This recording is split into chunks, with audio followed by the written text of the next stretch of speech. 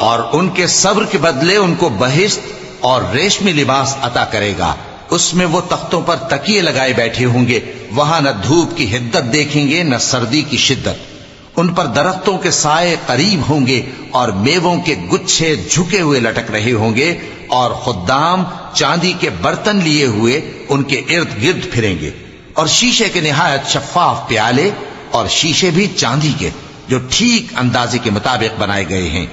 اور وہاں ان کو ایسی شراب بھی پلائی جائے گی جس میں ادرک کی آمیزش ہوگی۔ یہ بہشت میں ایک چشمہ ہے جس کا نام سلسبیل ہے، اور ان کے پاس لڑکے آتے جاتے ہوں گے جو ہمیشہ ایک ہی حالت پر رہیں گے، جب تم ان پر نگاہ ڈالو تو خیال کرو کہ بکھرے ہوئے موتی ہیں۔ پھر اگر شوہر 2 طلاقوں کے بعد تیسری طلاق عورت کو دے دے تو اس کے بعد جب تک عورت کسی دوسرے شخص سے نکاح نہ کر لے اس پہلے شوہر پر حلال نہ ہوگی۔ ہاں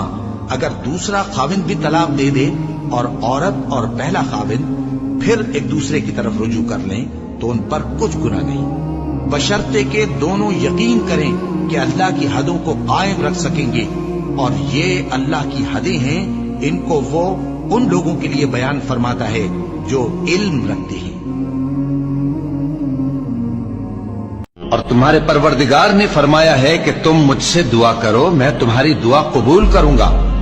جو لوگ میری عبادت سے ازراہ تکبر کتراتے ہیں ان قریب جہنم میں ذلیل ہو کر داخل ہوں گے۔ اللہ ہی تو ہے جس نے تمہارے لیے رات بنائی کہ اس میں آرام کرو، اور دن کو روشن بنایا کہ اس میں کام کرو۔ بے شک اللہ لوگوں پر فضل کرنے والا ہے، لیکن اکثر لوگ شکر نہیں کرتے۔ یہ قرآن وہ رستہ دکھاتا ہے جو سب سے سیدھا ہے، اور مومنوں کو جو نیک عمل کرتے ہیں بشارت دیتا ہے کہ ان کے لیے اجر عظیم ہے، اور یہ بھی بتاتا ہے کہ جو آخرت پر ایمان نہیں رکھتے ان کے لیے ہم نے دکھ دینے والا عذاب تیار کر رکھا ہے۔ اور انسان جس طرح جلدی سے بھلائی مانگتا ہے اسی طرح برائی مانگتا ہے،